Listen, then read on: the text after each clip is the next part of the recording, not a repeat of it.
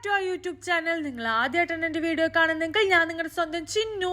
അപ്പോൾ നമ്മുടെ ഫൊണ്ണൂൻ്റെ ബർത്ത്ഡേ ആയിട്ട് ഞാനും ഏട്ടനും ഏട്ടൻ്റെ ഫാമിലിയും എൻ്റെ ഫാമിലിയും എല്ലാവരും കൂടിയിട്ട് ഞങ്ങൾ റിസോർട്ടിലേക്ക് പോയിട്ടുണ്ടായിരുന്നു കേട്ടോ. അവിടെ അവൻ്റെ ഫസ്റ്റ് ബർത്ത്ഡേ സെലിബ്രേറ്റ് ചെയ്യാൻ വേണ്ടിയിട്ട്.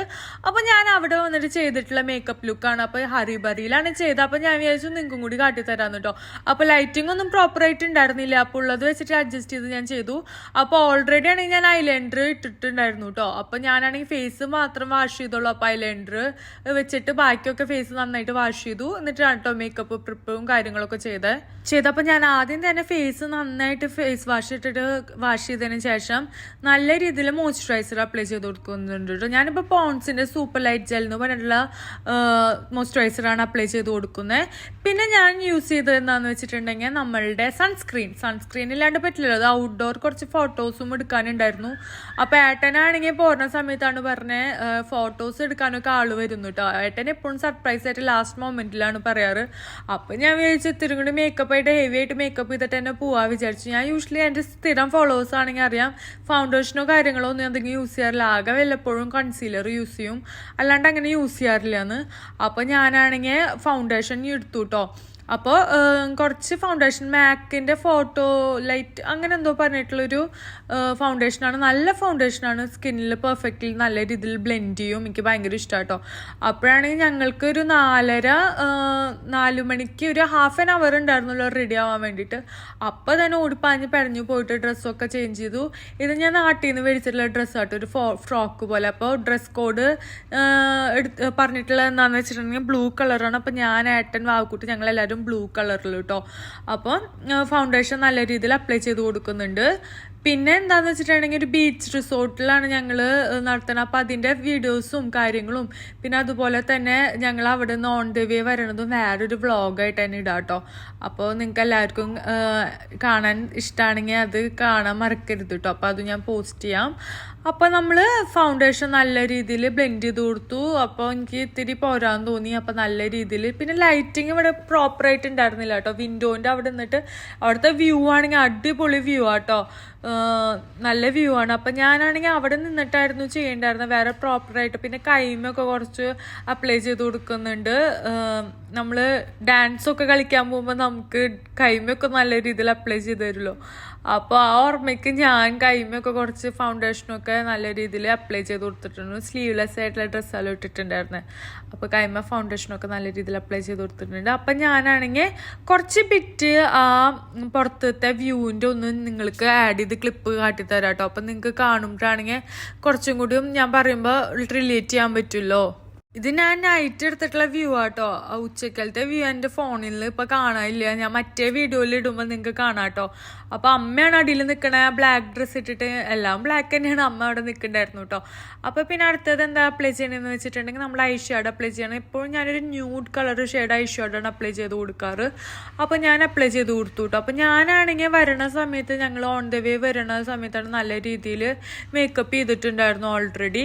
അപ്പോൾ അതിൻ്റെ മസ്കാരയും ഐലൈനറാണ് ഇരിക്കുന്നത്. അപ്പം ഞാനത് കഴുകി കഴിഞ്ഞാൽ ചിലപ്പോൾ ഫേസ് ഭയങ്കരമായിട്ട് ഡള്ളായി തോന്നും. മുഖം മീൻസ് ഓയിലൊക്കെ വെച്ചിട്ട് നന്നായി ക്ലെൻസ് ചെയ്തിട്ട് കഴുകി കളയുമ്പോഴേ. അപ്പം ഞാനത് ആകെ ഇതാവാണ്ടിരിക്കാൻ വേണ്ടിയിട്ടാണ് ഞാൻ കണ്ണുമത്തെ മാത്രം ഇതാക്കാണ്ട് ബാക്കിയുള്ളതൊക്കെ വെച്ച് മേക്കപ്പ് ചെയ്ത കേട്ടോ. അതാണ് നിങ്ങൾ വിചാരിക്കേണ്ടാവും എന്താ മേക്കപ്പ് ചെയ്യണേക്കാട്ടും മുന്നേ തന്നെ ഐലൈനറും മസ്കാരും അപ്ലൈ ചെയ്തേക്കണേന്ന്. അപ്പം അതാണ് സംഭവം കേട്ടോ. അപ്പം നമ്മൾ light colour shade eye shadow apply ചെയ്ത് കൊടുക്കുന്നുണ്ട്.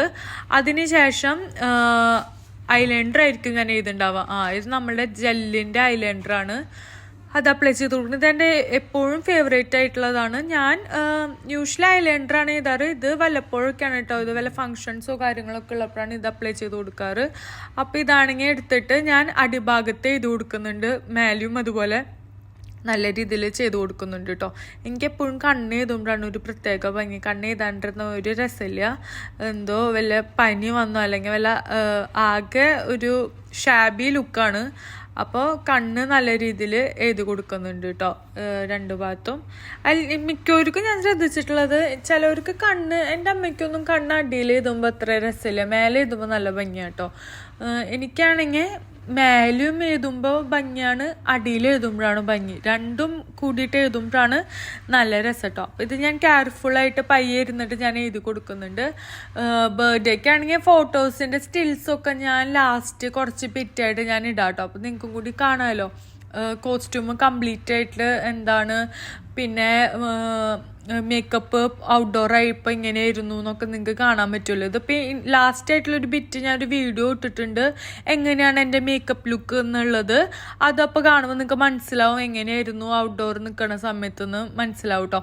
അപ്പം നമ്മൾ കണ്ണ് നല്ല രീതിയിൽ എഴുതി കൊടുക്കുന്നുണ്ട്.